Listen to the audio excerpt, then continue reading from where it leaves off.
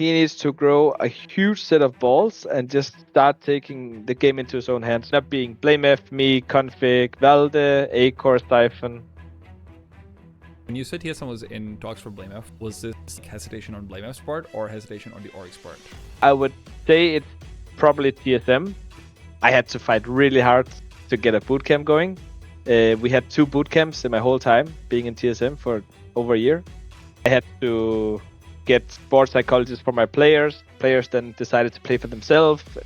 Valde had to prove himself. Acor only did it under genius IGLs, right? And then there's Nico, who, bit of a washed up vet. That Ash guy, why is he not in some tier 1 team?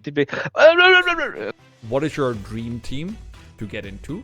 Again, you can't choose any of the top 5 because you're not getting there. Why not, bro? Why the fuck did G2 pick up? I would have done that better. Hey guys, very quick notice. Small mistake in the podcast. The audio from my side is a bit off, but it's still a great show. I hope you enjoy it.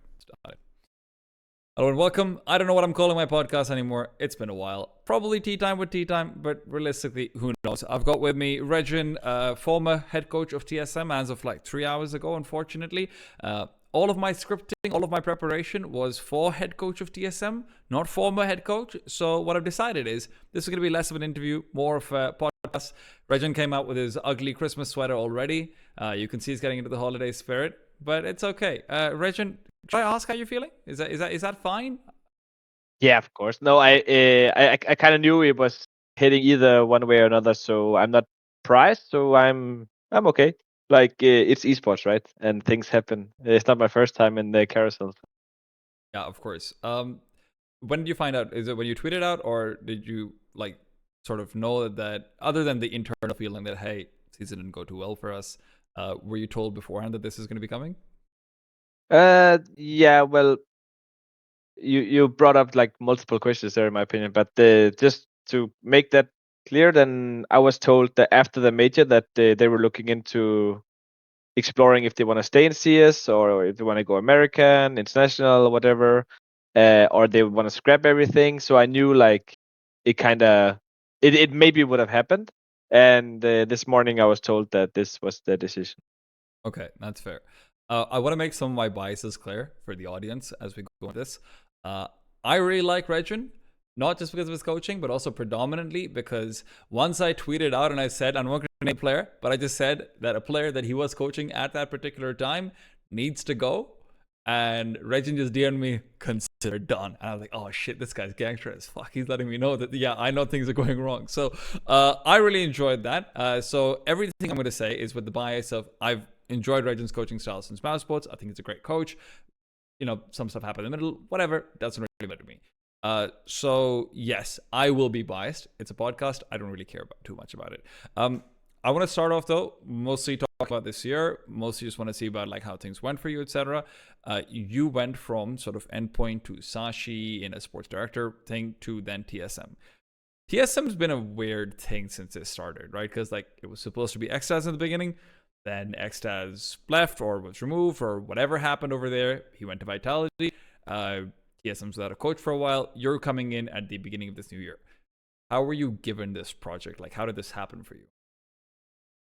I reached out to Valde shortly after I was told Sashi didn't want to continue with having both me and Hunden because of it was very expensive for them being such a small org.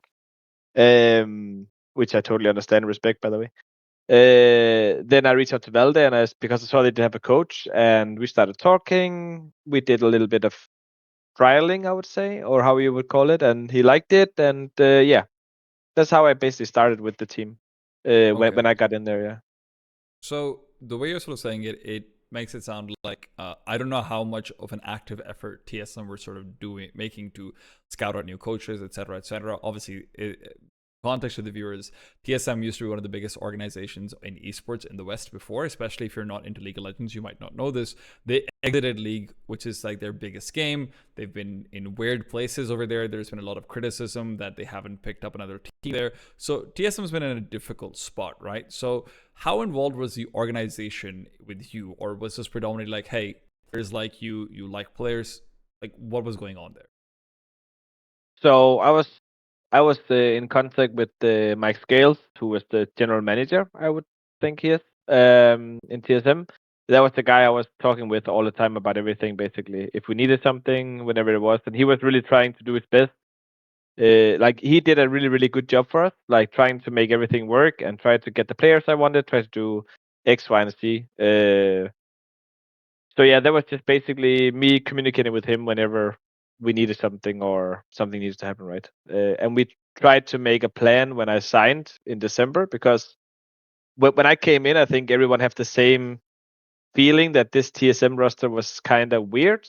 Like like it didn't really look, I don't know, like homogeneous. I think that's the word. Like Yep. it was like it just didn't look like it worked. And when I came in, I saw it right away. Like this is just a class of freestyles. How you want to play CS.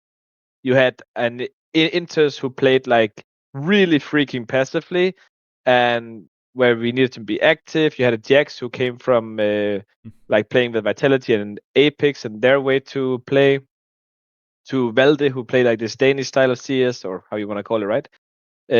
So it was just a mixed match of everything, and there needed changes to happen basically. So when I got in, we immediately said like, okay, let's start from scratch. Let's just basically fire everyone except Valde and let us build a team around him where he kind of picks the players.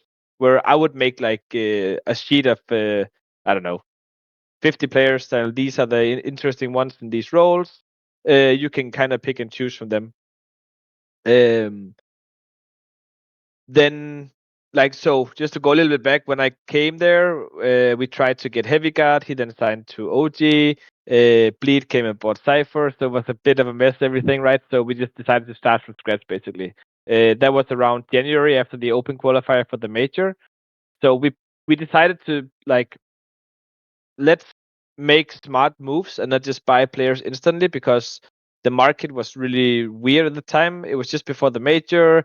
Everyone was inflated in prices. We didn't know who we could get after the major. So we decided to wait, and then we signed Poison, Quirts, Joel. We got Zyphon from Sprout. Like Zyphon, I knew was a good pickup. So that was kind of one. That was the only one we bought, and the rest was like free agents. After the major, or like the first stage of the major, I talked with Acor. Actually, I talked with Acor before because they were knocked out, and then they got in because of the visa thing Yeah, with the the Russians. the I can't nine remember how it panda was. thing. Yeah. So he was actually ready. Then we started talking to him. Then we were like Zyphon, Valde, and me plus Acor. So we're like 4 Danish people, and we were like, maybe we should look at going Danish. So after Astralis failed to make the major, I reached out to BlameF. He wanted to wait a little bit because like they just lost, like they didn't qualify for the major. Like so, it was like, oh, fair enough, we're gonna wait. We then set on the lineup being BlameF, me, Konfig, Valde, Acor, Zyphon. Yeah, right. That's 6 now. I think so. Yeah, Anyway, whatever. anyway. So and we actually like, I think we were pretty close getting that lineup together. Like I went to Denmark, had a lunch with everyone, like to sit and talk about how we could see the lineup, our expectations, etc., etc. This is before like any contract or anything, right? I just wanted to make like, let's meet everyone together and see how it is, right, and how it feels. And it felt good and everything. And TSM was in talks with BlameF for way too long time compared to whether you just lock him in and basically this is the player we have. Go, let's move on, right? Okay, so Now I'm not gonna blame just to TS. ask for clarification very quickly. Yeah. So when you said TSM was in talks for BlameF for a long time, was this like hesitation on BlameF's part or hesitation on the org's part predominantly? So without knowing, I would say it's probably TSM. That's what I'm told from my general manager. Like I was not part of that conversation, right? So it's me guessing. So that can be me being mistaken, and I'm okay with, like, if that happens, that's how it is, right? Um, but yeah, it fell through. He signed Fnatic. We had, of course, a plan B, who was Altekz and then Config. Then Config didn't want because BlameF didn't came, and then we were like, okay, then plan C was to get Nico, and we got Altekz and Nico together. We couldn't get Acor out before the end of his contract, which was like end of June, so we could start play 1st of July, basically, right? Yeah. And from there, we just like grinded our asses off. And then we were like, okay, we have a core of me, Valde, Zyphon, and Acor. We knew we wanted these players. Altekz, Nico, we were not sure about. Then we did really good. Like we qualified for the close, like we were getting enough points to get to the close qualifier. We qualified for the RMR. And yeah, then some things happened on the team. I'm not going to go into that because that's between players and stuff, where we had to make a decision. And it was Altekz who got the cut there, and we had to get a new one, and then we got Sirah, right? And then we went to the RMR and we fluked, and then yeah, here we are. It's so I had a question later on written down. This is why I appreciate people like Thorin and like Mouzesports and people who do these podcasts all the time. Because it feels like whenever they do it, the interview goes whenever they want it to, right? I'm like, oh yeah, I had this question, like, oh, I'm gonna work him into it, I'm gonna get him comfortable. And I was like, why didn't you get BlameF or Config? And like, you just gave it to me in the first question. So yeah, I'm going to talk more about that later on, because one of the things that I do want to sort of ask about is, like, you mentioned the TSM general manager. Can I get an idea of like what kind of support staff you guys had, right? Because TSM, for me, it's a big org theoretically, but it's an org where I don't know what's going on with them. So like, you know, do you guys have a facility? Do you guys have like regular boot camps? Do you guys have like a sports psychologist? Like, what do you have other than the 5 players and you? So like Mike Scales, like Jamela did really everything he could to get us everything we needed. That being said, like I had to fight really hard to get a boot camp going. We had 2 boot camps in my whole time being in TSM for over a year. There's no sports psychologist. There's no. Our manager is there but not there because he's an NA, meaning that his time zone is like 9 hours off. You know, we were left alone a lot of time. Even though Mike tried to make it better and stuff like that, it didn't happen. Like for what reason, I don't know. But basically, it was me and 5 players, and that's how it was through the whole time. I had to get sports psychologists for my players. I offered to pay for that. The players then decided to pay for themselves. So yeah, like it was. We got paid to play CS, and I think sadly we didn't get like more support that we probably like. It. I'm rambling here, but like it's just okay. It's a It really didn't big live up question to the for me. TSM Like name, why right? you don't. Yeah, exactly. Like you investing in something, but then you're not going all in, right? Like you're just let's see how this goes and let's not give them everything, or at least if they want it, they have to really work hard for it, right? Now, again, that being said, we eventually got the boot camp. We, like, but it was not like when we were at the major in China. It's like a good example. Like it was me and 5 players, right? Where I see teams like Eclat, Unity, whatever. They're like 7, 8, 9, 10 people there, right? Like everyone had like a lot of staff there helping out. But it was just me and 5 players, right? Like, I'm not gonna put that in its excuse, but just to answer your question, like that's how it was, look, right? to be honest, like that, like to me, that's absurd, right? Because when I listen to that, I'm like, you guys are a full Danish lineup, and that's supposed to be the advantages. It's really cheap to do things like boot camps. It's you basically just need, from what my understanding. So correct me if I'm wrong, right? I might be redder pleb who misunderstands what this is supposed to be. In my head, a boot camp is you get everyone basically an apartment or something like it in the city center. Everyone comes in. There's no expensive flights to pay, anything like that. People are pretty comfortable. It's easier to do boot camps. There's probably like a lot of decent bootcamp facilities that you can go to instead of building one for yourself as well, right? So immediately in my head, I'm like, this is just kind of stupid. What's the point of having a national team then? Obviously, comms and everything is fine, but like you're supposed to have lower costs for like basic infrastructure development. So yeah, I'm with you on that. Now, how much it would have helped, obviously that's anyone's guess. Could have been the difference between qualifying for the major, could have been the difference between not. You guys weren't going to do anything at the major, obviously. I think, unless there's some big upsets or anything happening, in my opinion.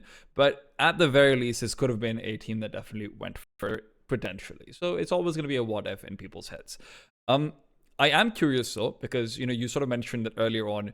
Your compilers, you're putting them in front of Valde, etc. Right? Valde is sort of getting final word. Obviously, organizational approval matters. Why did you decide to go full Danish, Rejin? Because like for me, your coaching experience has been predominantly international, right? Like, you were killer in Mouzesports. That's an international team. You obviously were with Endpoint then, international team. Sashi's really your only like super relevant, like I guess national lineup over there. But then you're going for a national lineup which is sort of full Danish. You guys don't have access to the best talent over here because obviously Astralis, here some players in Heroic, some players here and there. Why go national in that situation for you particularly? I mean, just to clarify, like I have been playing CS myself, right, on a really high level for many, many years in Danish teams. Was also a coach for Trick in Danish Yeah, of team, course. Copenhagen Wolves before. So like I have been trying it before I know what it's going into. But it's like I said, like we got Acor, we had Zyphon, Valde, and me. So we were already 4 Danish people, and we thought we would get an edge by going national, like because you have like better communication. There's not this cultural gap a lot of time, or like cultural misunderstandings, how you want to call it. Um, you're kind of on the same page from day one on how you want to work, how you want to do things, etc. Right? We all play the same game, like yeah, like we all play the same way, like because we're from the same Danish structure kind of way, right? So it just made sense, and with the possibility of getting Config and BlameF, it just made sense. Right. When that then fell through, like I said, we had like a plan C and B, and we were like thinking, oh well, we could potentially get another player down the road, and like I said, like it was not like meant to be Zyphon, Valde, Acor, Altekz, and Nico for like the foreseeable future, right? That was like the starting point, right? I The one thing that's annoying me is that it didn't work out with Altekz because he's a super strong player. Okay. But yeah, that's how it is, right? Like, and that is basically why we did it. Why we went to full Danish roster, because we thought like we would get this edge. Like we might have a little less firepower, but we really understand each other on the server. I think our T sides really showed that. Like we have really high win percentage on our T sides. Uh, but sometimes more than not sometimes. This is why we lost. We didn't have enough firepower. Like simply that's Yeah. why we didn't made it to the major. Like you're not gonna go to the major with 3 players under 1 rating. That's simply not gonna happen. That we were even in a position where you were like close is actually kind of ridiculous. Like come to think about that, right? But that just means that the system we built up worked, right? So yeah. Okay. So you mentioned Yeah, I hope that answered your question. it does. No, I mean, listen. If your objective was to get Config and BlameF into the team, it makes sense to me, right? Like those two guys are superstars in their own rights. I don't know how good Config would be currently because obviously it's been a while since he's played, but he'd probably be better. I think it's fair to say than some of the people who you ended up having for one reason or the other. Not to disparage those players, but obviously a player who's been in the semifinals of a major and everything, it's a different kind of experience that you're bringing to the table. That's all there is to it. I'm never going to talk about Altekz again in this interview because I've been underwhelmed, but it's interesting that you point out that that's a frustrating point for you. As someone who isn't a believer in Altekz, you sell him to me a little bit, right? Like, what makes him good? Why should I watch out for his career? Why should another organization want to pick Altekz up, for example? Like, what is his strength to you as a coach? Hmm. It, from an outside perspective might look weird, but that's when we had him on team, he was just really fucking solid. Like you just knew what you had, like a really good anchor, and like you just knew what you got. Like it was nothing special, but it was also like it was just solid. You know what I mean? And that's what you want on a national team, especially. Like you want solid. You want like when they go out apps, he's gonna kill 2 people. Like, and that's what you got. So that's for me like a strength in many ways when it comes to that, because like you can have anchors like they wanted to make moves all the time. They wanted to do X, Y, and Z, right? And he's just solid. Like that's how I can say, right? Like, and super nice guy as well. So Yeah. Okay. I mean, like, listen, that makes sense. Anchor players, I think, generally get very undervalued in general, right? Both by fans, but also very often by teams. I think someone who brings a lot to the anchoring position has a long career in front of them theoretically. Oh, hold up! You've watched this far? I didn't think you'd make it this far. Thanks for tuning in, guys. I'm TeaTime. You already know that. can you subscribe to my YouTube channel? I'd really appreciate that. Fantastic. Like the video, comment on the video, and most importantly, please follow me on Twitter. It's twitter.com/ggteatime. Links are also in the description, so please check that out. Twitter is predominantly the way I make money. It's how I get hired to tournaments and everything, so I would really appreciate that. Thanks for tuning in. Let's go on. You talked about the system. You're proud of the system you set up because you managed to get close to the major. Valde is a big part of that system. And Valde has been a guy with more question marks than answers in the past 2 or so years. And some of that might be, poor moves in his career. I predicted that he would go to ENCE when he did. I thought it was a slam dunk signing. I thought it was going to be great. I was very underwhelmed. And it became even more exacerbated that when they replaced him, ENCE did pretty well overall, right? And I think ever since that, his reputation has also tanked. To me, he's a guy who, when he went away from IGLing, what's the reputation he got in OG? Well, he still has too much of a voice. It felt like he fell into that NBK category, where is he an IGL? Is he not an IGL? What's going on over here? Is he supposed to be like a third star player? Valde coming out of the TSM lineup is not going to be getting a good look either. It might not be his fault because, like you said, these aren't the players he wanted. These aren't the players you wanted. There was firepower missing. I agree with all of this stuff. Who is Valde right now as an IGL? Well, disclaimer: I didn't know Valde personally or anything. I've been saying hello to him at events. That's it, right? So when I joined TSM, I didn't know what I went into basically with him. What I saw early on is that he's a leader, like a natural leader, and that's something is really rare. He just speaks so calmly with authority. He has a lot to learn. Don't get me wrong on the in-game leading side. I still do, but I would say that give him a year more and he will become he is already ready. I would say to go to tier 1 to in-game lead there. He's not Kerrigan or Of course, who Alexi. is? Yeah, no one is. But you know what I mean. Like he's ready to go there and get the experience. For him, like going to the RMR, his first LAN in CS2, first time as a full-time in-game leader, has to have a lot of responsibility. He was really disappointed in himself how he approached it and everything, but he's learning from that, right? And that's fair, right? Like in my opinion, the reason why how we did this was like when I got in, I told Valde, if you want to be an in-game leader, you have to take full responsibility for everything, like literally everything. I'm gonna be the guy taking all the shots if someone's firing at you, but you are gonna be the guys responsible for who you want in the team because it's you who has to lead the players in the server. It's not me. And that's the big point people are missing. Like people think oftentimes coaches are picking the players, which sometimes they are, but in the end, us coaches can't lead them on the server. We can't even talk during the game, right? So it's very important that the player, the in-game that you have, is comfortable with the player that they're gonna get, and that's something I learned from Kerrigan and Mouz. Like he scouted all the players he wanted. He knew everything about everyone, right? So for me, I just took basically what I learned from him and said, you need to lead this team, you need to build this team, you need to make it your own little baby, precious thing. You want to just keep moving forward, improving and everything, right?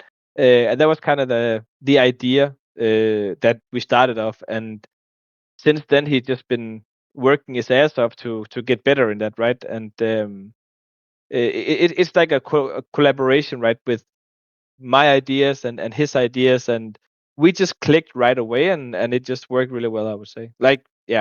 From game style issues, not from result point issue maybe, but yeah. Okay.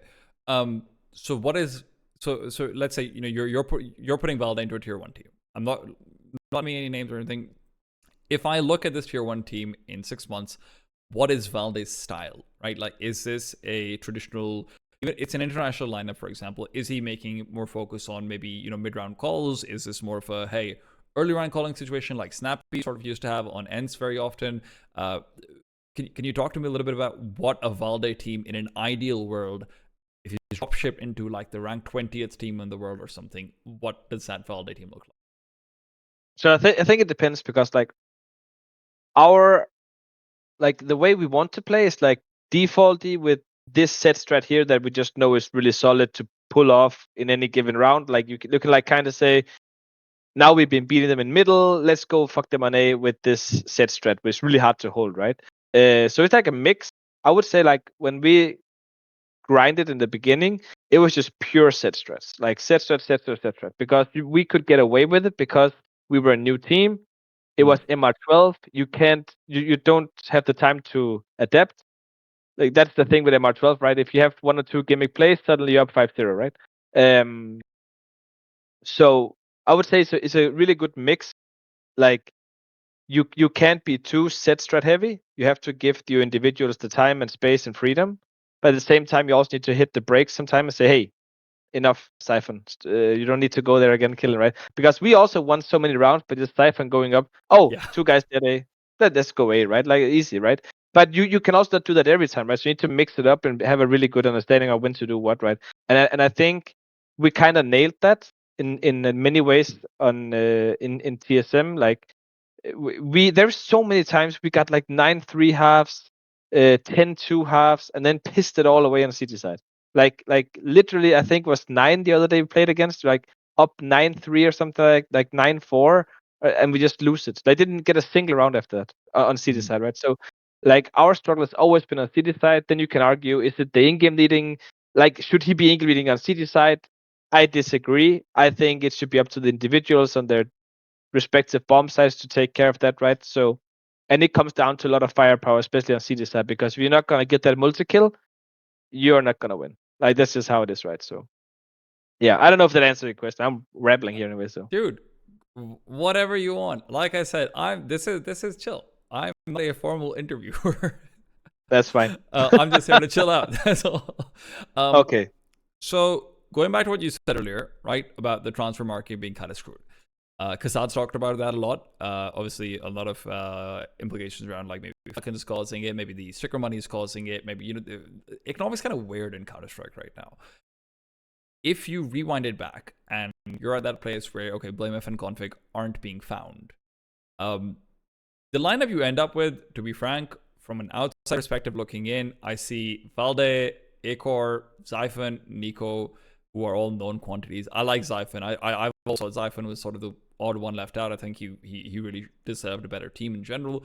But for everyone else, Valde had to prove himself. Acor only did it under genius IGLs, right? Acor did it under Shuhei and Karrigan. He didn't really show his top form ever again. And then there's Nico, who, with all due respect to him, is sort of seen as a, bit of a washed up veteran. He's not a veteran who's necessarily been seen as the most savvy player. And I'm sure he can change that perspective around him if he gets a chance on the right team. I'm sure there's place for him in the Counter-Strike space, but he has to carve that place out himself. Every single player I've just mentioned, they all had to carve their own space out. If you could go back, would you have gone international? Or was the transfer market just so bad that it was just never a possibility? Would have, should have. Like, I'm not a guy who living with regrets. Like, his life is too short for that. Like, you made a decision, learn from it, live by it, right? Could we have made another decision? Sure. Like, we were in talks with Dexter before he joined Heroic. If we have gotten Dexter, we would have been a disaster for sure, right? Like, and who knows where we would have been at, right? So yeah, like the market at the time was just weird role wise, like because if you wanted any player, it's like 300k minimum, like minimum 300k. Like it doesn't matter who it was, basically. Like Kassad mentioned that as well, right? And it's just like, is it worth it, like to go out to spend this money right now, or should you just wait? Because I knew there was so many contracts running out, especially now. Like I know some players like the U-Jerks, Aerodos, they run out here for free agents and in the end of this month, right? Like, why go out and pay 250k for a person when you can wait, right? And that was kind of my idea and philosophy as well. Like, why would we spend so much amount of money on ridiculous buyouts when you don't even know if it's going to work on the team? Like, that's the thing, right? When you buy a player, you don't even know how it's going to fit, because it's not like you're going to, hey, can we try out your player for like a week or two? This really rare you're going to be allowed to do that, right? And even if that's the case, you're only going to see the best side of a player those 1 or 2 weeks, right? You're not gonna see all the negatives. Like he's gonna apply himself 100%, right? So like best I behavior think all the time. I think the best example is Boros, right? Like when he joined Falcons, I'm sure he was there all the time, but the first week or two, and then yeah, like I'm not gonna like I had him in Endpoint, right? So I knew what it was, right? So I think it's just really difficult unless like it's like a simple or something where you know like this is what you're gonna get. Like if you take like these Russian players like Kensisor, Kaiosuke, or however his name is from Spirit Academy, right? If you want one of those players like 500,000, and it's like yeah, he might be the new Dunk, right? But it's like he's 16, 17, 18 years old. You have no idea, right? And sure, it paid off from G2 when they bought Monesi, right, for 600k, how much it was, right? But that's absurd amount of money to pay for a player that's completely unproven and might be good enough, right? In the market we're at right now, where everyone is lacking money or can't pay their bills, basically, right? So. And I'll also add the important context that when G2 is doing it, they're still going to make the next major, right? Like, even if Monesi turns out to be mid, they're making the next major. They're getting that sticker money. They have their partnership money up until now. TSM doesn't have that, right? So it's obviously an additional risk for you guys. So anyone tuning in thinking, whatever, dude, these guys just don't get it. They got to spend money to make money. Shut up. They didn't have Nico to back it up, right? They didn't have like these godlike players who are going to get you that potentially $800,000 extra out of the major, regardless of how your investment is going to go. There's more to hedge your bets on in that situation. But then the counter question would be from these same Redditors, which I would agree with, to be fair. I would ask that question as well, which is that, well, Gamer Legion on Flamus, for example, right? On the lower level, it felt like there were still players to be found. Now, this is where I'm interested in your philosophy. I don't care about what happened. How do you feel like you are at scouting, for example, right? Because obviously, like you mentioned, some of the final roster decisions, in your opinion, should be made by an IGL or maybe a general manager if it's a larger team or anything like that. What are your strengths on the coaching side, and is it also scouting? Because you've played for teams that, you've coached teams rather, that were renowned for their scouting. Tricked was legendary for its scouting. Endpoint, theoretically legendary for its scouting, has kind of gone down a little bit since then. What are your strengths here, or your weaknesses?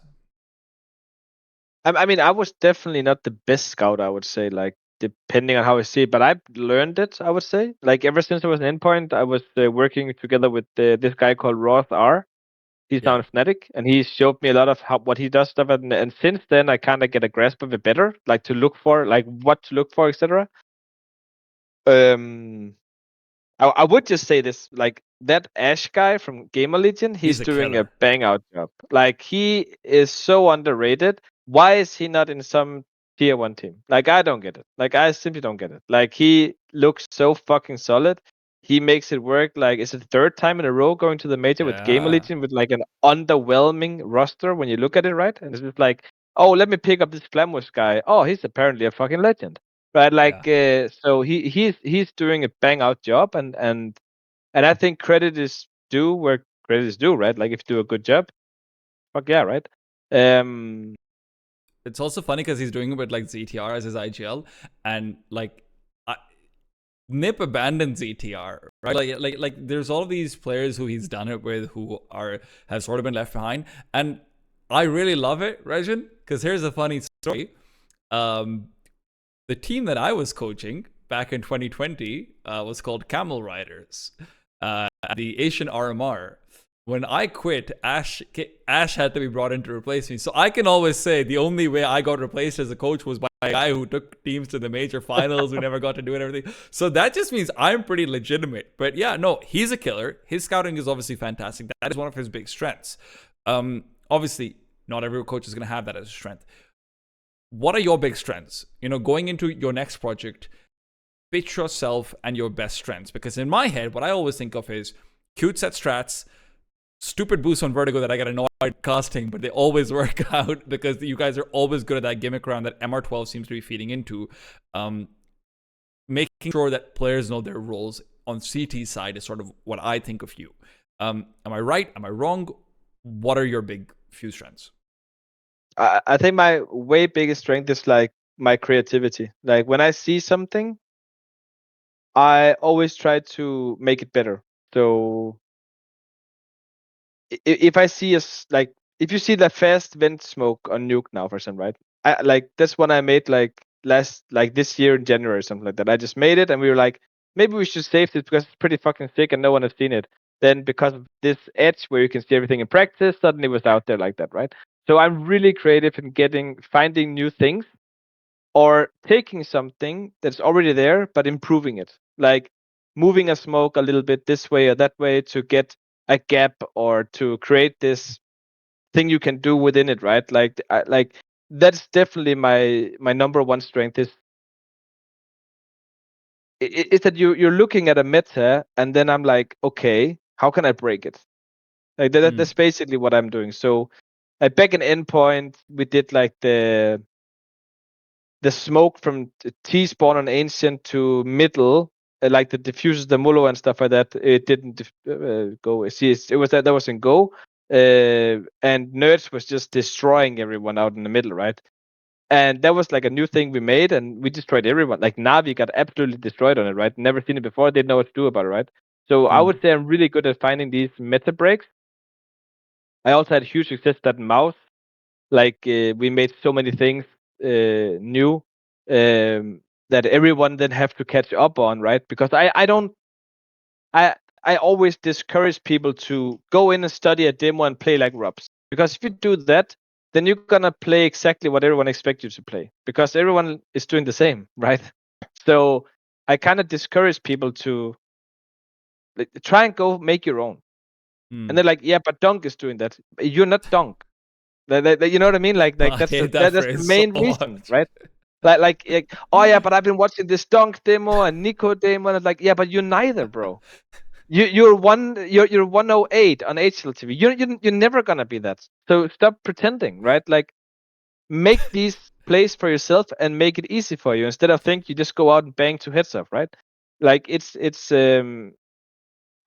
really disappointing when you look at the meta. Like when you look at the best teams, it's like, oh, are they doing that? Are they doing that? Like you know what's gonna happen, right? And it's all about, oh, Dunk just banged 3 people, and that's simply as it, right? Like if we were playing some player where I knew this guy is gonna bang our head off, right? We would like then I would be like, okay, how can you disallow that, right? Like just do something stupid where it's like, why is there a smoke there? And you know it because you've been practicing it for like 2 months, right? Yeah. He doesn't know. So whatever idea he comes up with, you tried everything.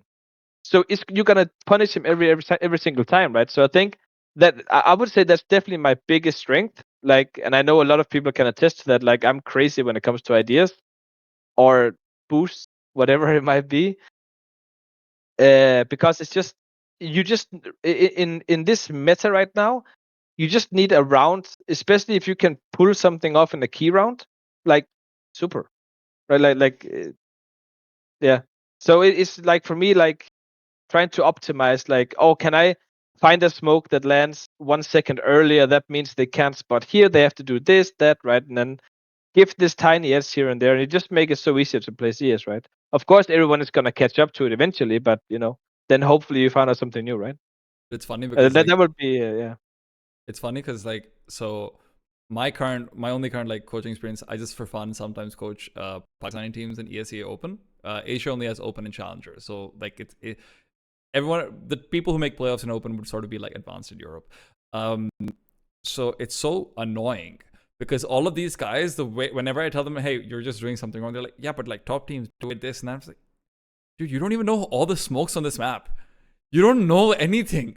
Please shut up about what top teams are doing. This is so annoying. Why do you think this is a good sample to follow? What's the number 45 team in the world? And then maybe you'll learn something, right?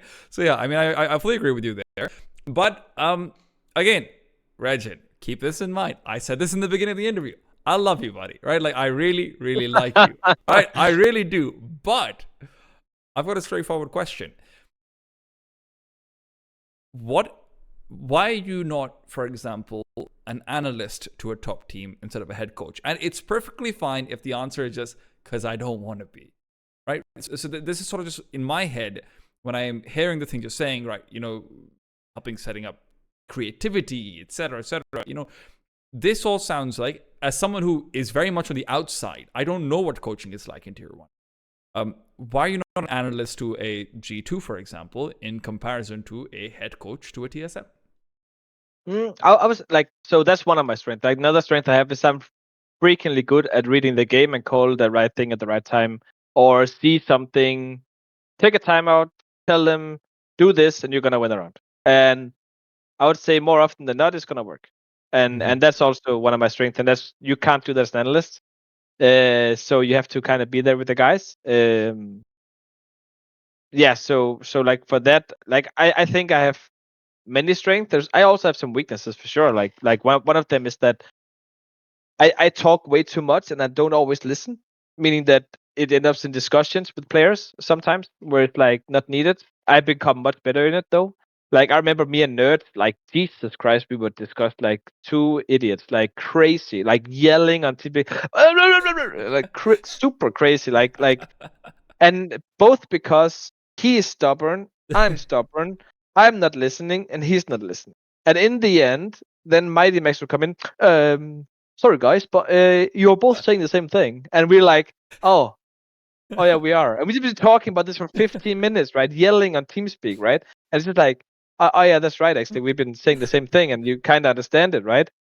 But because like a cultural difference or something, and not speaking English properly and stuff like that, it just hurts sometimes, right? And that's definitely one of my biggest weaknesses, that I can, like, if you're doing something wrong and I don't appreciate it and I told you once, then I don't have like this gear where like I'm just gonna go directly to do it my way, because I don't have time for that. Like I don't have time for you to learn, to fuck up 3 times more to learn it, right? Even though he might be right, like even though he might be right, that's the better way of doing it. But sometimes you just don't want to see mistakes that you already pointed out, right? Yeah. And that's also kind of the beauty with CS, right? Like it's not a right or wrong. Like it's not black and white. You can always argue why you did this. Why is it you did that? Why, you can argue it, right? And that's kind of the beauty in CS as well, right? And that's where some people are getting locked into, like, oh, but you should play like that. Like everybody plays like this. All apps players are playing like that. All B players are playing like that. I remember when I was in the Endpoint, talking with Max. He's the B player on Mirage, right? Jumping, throwing the smoke next to the van and bench and hiding, right? And I'm like, why are you doing that? Well, everyone is doing it. Why? Like, why Yeah, don't you what's the put your next smoke thing to here? be, right? Yeah, or why don't you put the smoke here in mid side? Why don't you put the smoke on the window? Why don't you put the smoke wherever, right? Up balcony. Like, I don't care. But if you do what everyone else is doing, everyone knows how to counter you. Everyone knows what to do. But if you do Yeah. something different, then suddenly you're gonna have an edge, and then suddenly a Mighty Max who's not known as being the strongest aimer can actually outsmart people in the smoke, or actually get this free kill here and there, right? So that's something to me, like, where I can just get extremely frustrated when I see people running their head against the wall over and over again and be like, bro, you just died 3rd time in a row on a B pop. Can you start doing something differently? Like like that's something that's definitely my weakness, I would say. But I would also say this though, it happens more on the lower tier teams. I didn't have that issue in Mouse. Like I don't have to tell Robs that he does mistakes, because like, He hey, knows. he doesn't do mistakes, right? Like it's really Yeah. rare. Like it's really like, go and watch the Robs them and be like, oh, he fucked up there. That's really rare you see that, right? Frozen, huge fucking talent, just banging out heads, doing what his job was supposed to do. I mean, the biggest one I had in Mouse where I had to correct mistakes was Chris J. Like him and Kerrigan, basically. And it's not because they're bad players, right? They just have a way of playing where I'm like, Yeah. if you do like this instead, it'll be better. And Yeah. luckily, they're also listening, right? Like, so it depends a lot, I would say, like what team you're on. And that's why I'm also missing tier 1 so much, because they do have the best players. It's easy to work with. You know that this guy playing on A, he's a fucking expert there. I don't have to sit and babysit him, right? Where on these teams, sometimes you have to sit down and be like, yeah, here you should probably have done this or that, or you could have done, like explaining everything. So yeah. Very easy segue for me, because I wanted to ask this in the very end. I have a problem. I'm out of beer here. I'm my brother. You gotta get a bigger mug. Yeah, this is that's all true. this is all water, to be fair. Like I don't drink, but yeah. Sure. That's what I say on every broadcast. It's like you said that my Christmas shirt was ugly, right? Like that's the thing. Like Hey, are you saying my beautiful, gigantic mug with cats on it is it's cat ugly? on it. It's a mug on a cat. I love it. Yeah, exactly. No, I got this in Serbia a little while ago. It's really nice. If you ever go anytime soon, let me know. I'll tell you where to get one made for the winters. Dude, genuinely, such a purchase. But I wanted to ask you is that, okay, I'm going to transplant you into a tier 1 team now, going into next year, right? And tier 1 isn't G2 Vitality. Tier 1 is, let's say, anyone of the major. It has to be a team that obviously European, speaks your language, you can speak their language. And obviously, we have the implicit understanding that we have all the respect to the current staff on the team. It's just obviously you as a coach need to have self-faith, and you as a coach need to believe you are better than other people, which is why you think this team would be better with you. What is your dream team to get into? Again, you can't choose any of the top 5 because you're not getting there. Why not, bro? Listen, dude, you're not. Right now, you're not, okay? My self-confidence telling me I am. Your self-confidence is telling you are. Brother, you didn't make the major right now. You're not making it to the top 5 teams right now, Rejin. Come on, man. be real. I don't know. I mean, I really don't know. Like the top 5 teams, like Let's say you can't make Navi, obviously, FaZe, Vitality, G2. Cool. I mean, Fnatic need a code, right? That could be interesting. But the one I really want.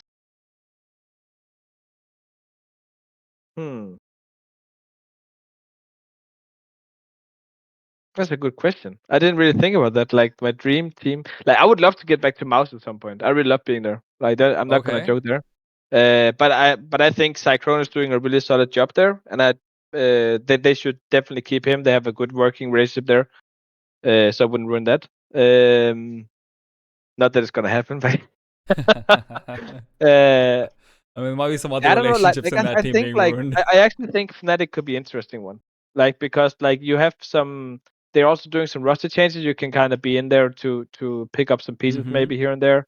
That could be interesting actually. You've worked with Rossar before as well? Who? Sorry. Rossar? Yeah, Endpoint that's guy? true. Yeah, he's in Fnatic, right? You work with him. You wanted to work with BlameF. I have that written down. I knew you'd say Fnatic. But because I knew you'd say Fnatic, I also have the follow-up question. Look at me. I'm all professional. Wow. What do you do differently for Fnatic going forward, right? Or actually, what would you have done differently going into this major, for example? Where do you think Fnatic was lacking? What was going wrong with this team? That is a really good question. Like I think they made a mistake by benching Afro. Because Nog is like an alright player, but it's not like this star player coming in. Right? You know what I mean? Like he's not this player coming in, oh, I'm gonna take over the game. Right? Yeah, Like that's not his he's strength, not right? elite. Exactly. So I'm like, why? You had a perfectly working op before who was supporting a lot, etc. Like, why was that change necessary? Does it make sense? Like if you would have gotten a simpler Monesi who could like go in and take over the game, I understand it. But you got a marginal upgrade. Okay, but I'm gonna push back a little bit on this one because I don't agree with you. You On can this push one. all you want, bro. And I'm right. I say this as someone who liked Afro, right? I was really excited when Afro got signed. I thought he was an upgrade over Nikodos. I like Afro. I think Afro deserves to be in a team right now as well. That being said, it's a team where Afro was just too random for me in the sense that you're saying he was supported, but there was also like I saw so many matches where Afro would take these random aggressive peaks, never get the shot right, and then his entire game would be messed up. Knock is a consistent side grade in my opinion, but what you're choosing or you're opting into is consistency. What you're opting into is Matt is being your like aggressive piece predominantly, BlameF maybe having some set pieces around him, etc. I like the Knock switch up, even if he isn't a player who takes over the game. So I will push back on that a little bit, but you know, obviously difference of opinion. You're also better at counter. No, but don't get me wrong. Like if you ask me, pick one of these two uppers for a new team, I would 100% go Knock. Okay. Like that's my point, right? Like, but I just think like you already built up this roster with Afro, so you're Right. taking something away from the team, right? And to only get a marginal upgrade, like because like I said, Fair. I don't know how I don't know their ratings, right? But let's say Afro was a 110, then Nog is a 1.13. Okay. Like that's how I see the marginal upgrade, right? So for me, it's like, yeah, you get an upgrade, but at what cost? I mean, Because there's you also still so have much to you lose. integrate, right? Yeah, Yeah, exactly. and to build on the integration point, because obviously people tuning in might, not fully understand. In your opinion, when a roster move happens, how long does it take to integrate a new player who has such a different playstyle? Right, that's a key part. To bring him up to speed with what the rest of the team needs. How do you adapt your strats to him? Like, is there a timeline in your head that this is how much time I would like to have? Well, it's really difficult to say directly because it depends on how well drilled is the core. Mm-hmm. What role are you switching out? Are you switching out a role that is really reliant on throwing a lot of utility? That means the new guy has to come in and learn a lot of things, right? So that can take a while. We're talking 6 maps. We're talking 20 grenades on each map times 2. Let's say that. Like, Okay. I don't think that's unreasonable. That's a lot of things you have to remember, right? And then you also have to remember the names, the call outs, like there's so much things right going on. And as I just want to actually quickly look, and it's like, well, they had Knock for a month Yeah, that's prior very to the very RMR. little time. So that's my point to why the substitution didn't make sense for me. Like Mm, if you would gotten Monesi, sure, go for it, right? Because you know he's gonna bang out, he's gonna win you games just by being fucking Monesi, right? But Nog is not gonna win you games for being Nog. I'm not saying he's bad, don't get me wrong, but he's not Monesi. yeah. And that's my problem I have with this is that I think they did a wrong move there. I would not have done that. Okay, that's fair enough. I'm gonna ask you about a couple of teams. Again, mostly just came to my head. You're put into complexity. Mm-hmm. Oh, What do I you would love do? to go there actually. That would be fun. I agree. I would What do love to you work with Elise and JT actually. what do you do different in complexity, right? Like obviously they've already benched Floppy.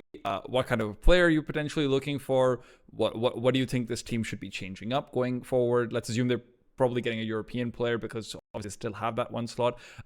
You don't have to name names, but like stylistically, how would you change complexity going forward?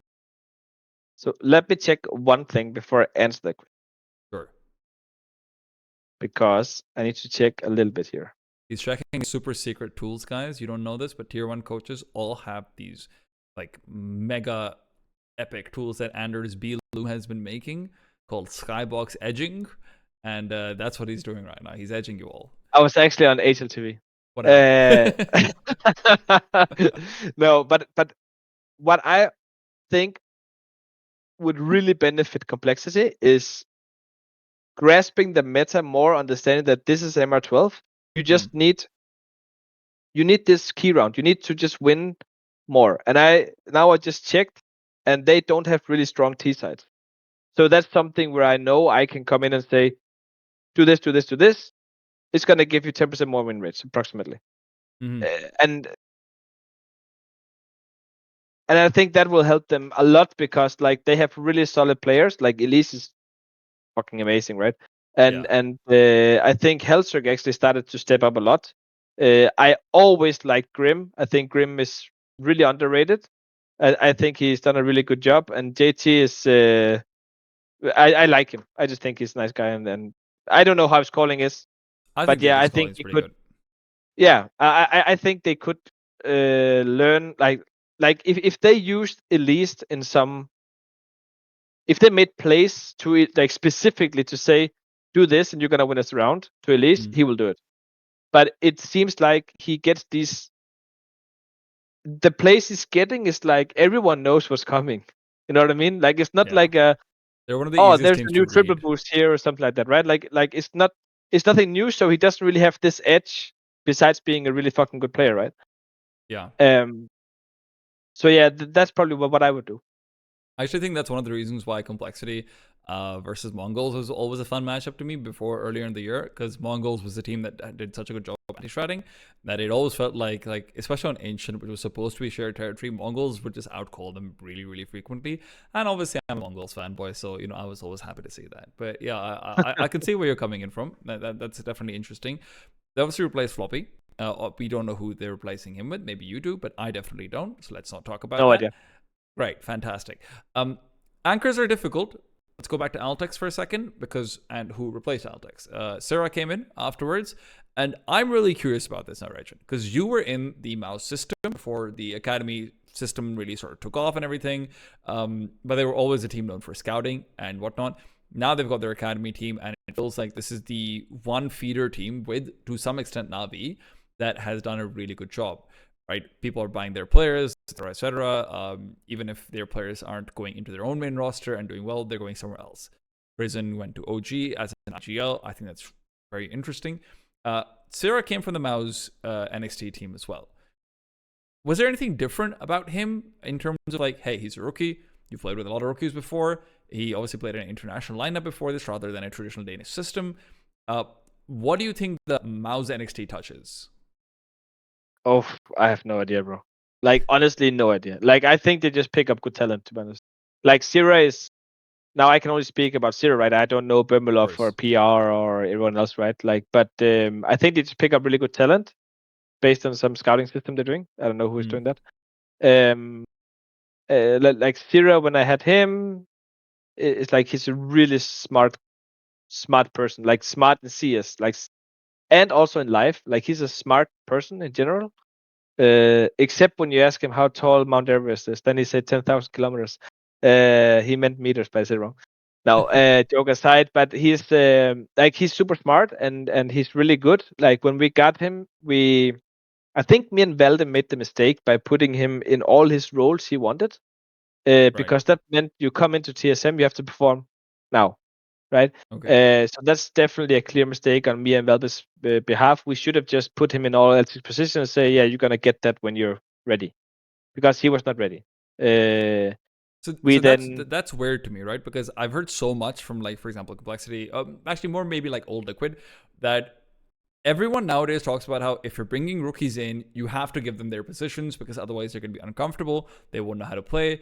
You're bringing them in for a reason. Why aren't you giving them their positions? That's been the consensus of a lot of pundits. And obviously there's, situations where that's not the case.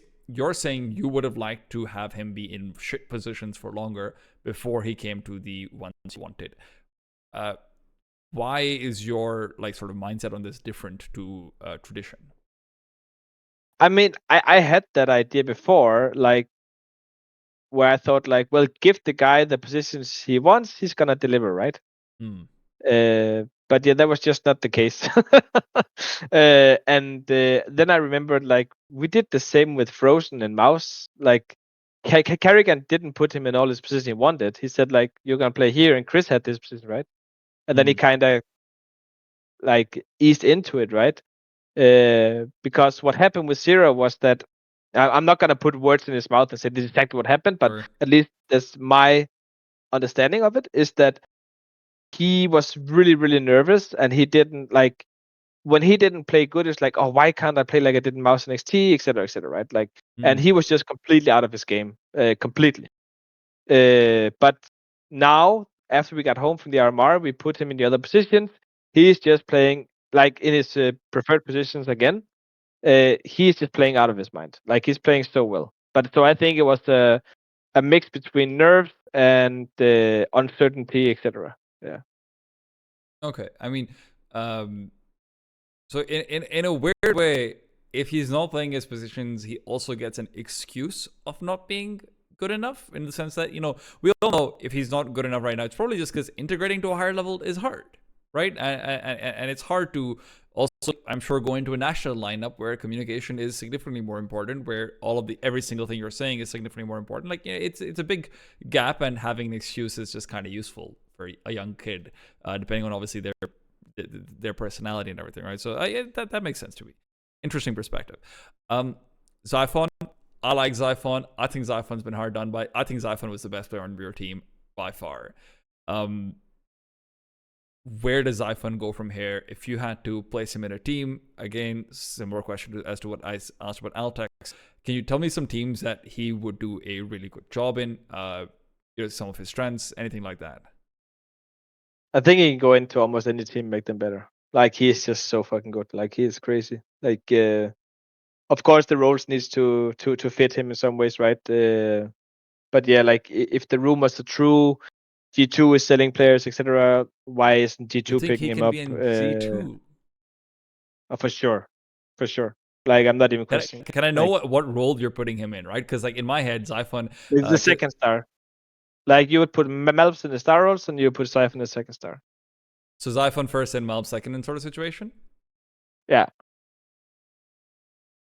I need you to build this a little bit. I need you to build on this a little bit more for me, right? Like what makes Zyphon so good that what you're saying is not that he replaces Nico. You're saying that he replaces Malbs and Malbs replaces Nico. Right now, that's sort of what I'm getting. Why is he good enough to replace Malbs? I mean, have you seen him play? Like I have. He's first of all, he's super smart, like in the game, like making the right decision, right moment, like knowing when to take the duel, when not to take the duel. And he is so crisp.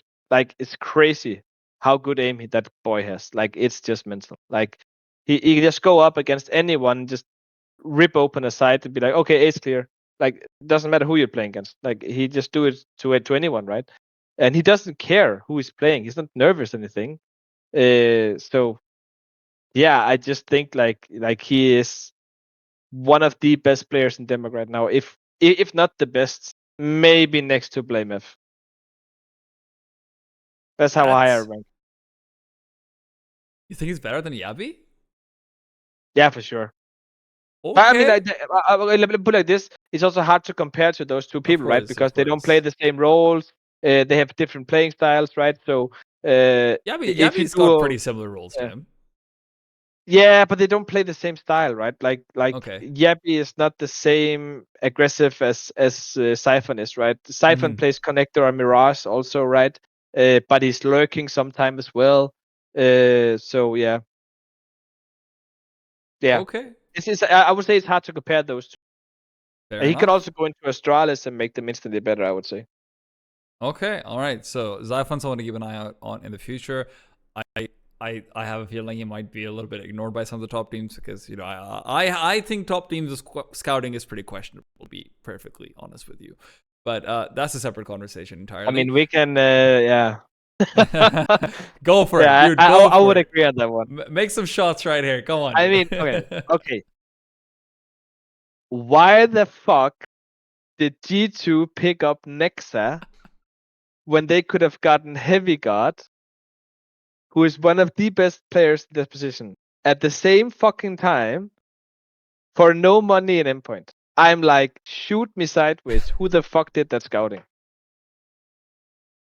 Like that's for me. That's like I don't know. That's a question. Sure. I mean, as long as you didn't say Heavy God from OG, because like again, I think Heavy God's a good player and everything. I think Heavy God and OG was severely boosted by a structure that was very well built around him to enable him, and he utilized that structure to the max. I will always give him credit for that. But sometimes the sacrifices the rest of his team had to make for him were kind of absurd, in my opinion. But again, at the same time, you have to take into consideration the roles he has, right? Because it was not always him being like set up as a star player, right? He was playing it a lot from he was the A guy and the ancient and CT, right? And still banged out, right? Or did these crazy things. So yeah. I mean, he is one of my favorite players I ever worked with, Heavy Gun. So fair enough. I might also be a little biased here. Yeah, But I would say take anyone than Nexa. Sorry. Like I love you, Nexa, but sorry. No. Listen, I think Nexa has this place in tier 1 as well, but obviously, not necessarily every single team, right? There's that. Any other scouting disasters that you want to mention before we start? I mean, there's this Danish team called Astralis. I've heard about them. Yeah. Yeah. Like they used to have this goat of offering of device, right? But then they're like, hey, let's bring in another offer. And it's like that sounds like that's like a good idea. And it's like Double Off still works in I mean, MR12, doesn't it? Yeah, but I mean, even before that, like, you have BlameF on all the positions.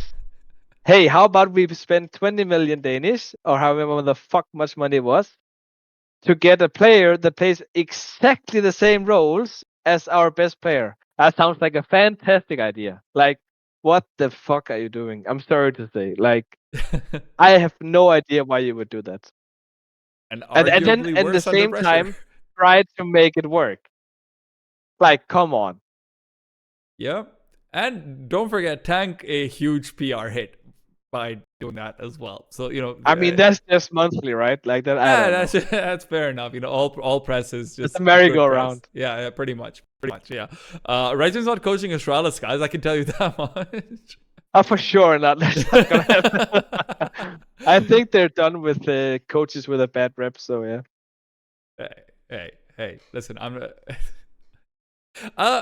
Actually, last thing to just to ask on that, do you think that actually? Do you think that entire thing? So you've made some mistakes in the past. Do you think that entire thing like has affected your like hireability? Not now, but like maybe a year ago or something. Your hireability as a coach, like were you still being For considered sure. by the top organizations, etc.? Do you think you were kind of neglected?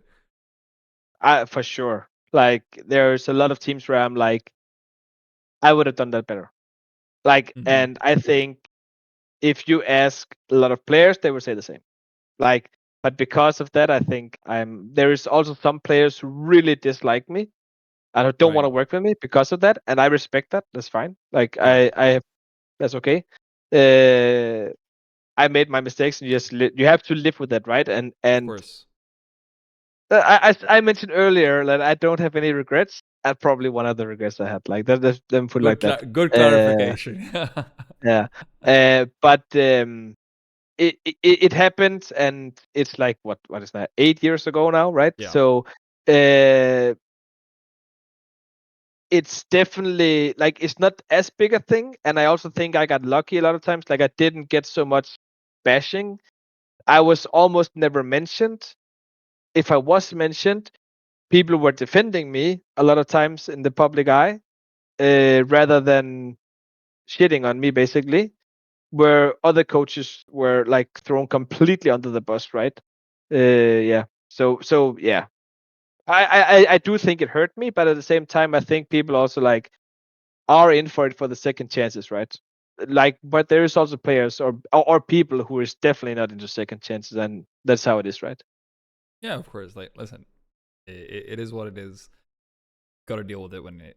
Right. That's Yeah, all. no. I mean, it's the past, and it's how it is. It's water under the bridge, Yeah, like of I say. course. Like it's how it is. Of course. But you also have to face the demons, right? You have I to agree. just be like, that's how it is, right? So Yeah, of course. Two players, quickly, just want to hear about them and what do you think their future should be? Number one, Acor. Number two, Valde. Valde, obviously, you've talked very highly of. I would assume that you also think that he's ready to be in like a major level team. Maybe not very, very tippity top, but major level at the very least as an IGL. Talk to me about Acor though, because I'm still confused. Acor went from being one of my favorite players to then not being one of my favorite players, then being my favorite player again, and then not, and then again, and then not. What happens to Acor? he needs to go somewhere where there's an in-game leader who is micromanaging more, Mm-hmm. or he needs to grow a huge set of balls and just start taking the game into his own hands, because he is mechanically so freakishly good and he's smart. He's almost never wrong when he does mistakes on the server, don't get me wrong, but when we sit and talk about it or like talk about things, he's always right. It's not like he's like, oh, that's actually true what he said, right? But he is too passive, like in a way that he will make the move, but you need to tell him, right? Mm. And some in-game leaders do that, others do not. Like I've heard, and this is just me here saying, so I might be completely wrong, but I heard that Shui was micromanaging a lot, and is also micromanaging Torsty a lot. So Yeah. I'm not sure whether or not that's true, but it would make sense why Acor was that good in gamer leading under Shui. Also makes sense why Torshi got better when Dexter left and Shui came back. Right? I think that sort That's of also a checks out. possibility. Yeah, yeah. Yeah, I mean, listen, that would make sense. Acor was also very good against underneath Karrigan, but to be fair, everyone ends up being pretty good underneath Kerrigan, so make It's of that. pretty easy to play with Kerrigan. Yeah, I figured, like making the major finals again today. Yeah. I think. I mean, I would also say Kerrigan has this aura, and he has this little cheat code called being a legend.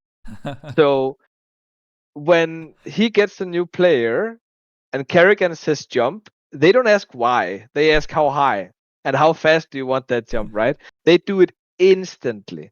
So that means whatever call he makes, people are doing it instantaneously, meaning that you're almost all the times gonna hit somewhat of good timing. When it goes wrong for Kerrigan or someone else in game leading, they might have the right call, but the execution happens 2 seconds too late, even 1 second. Like if I say go B, they go B now. Like it's not.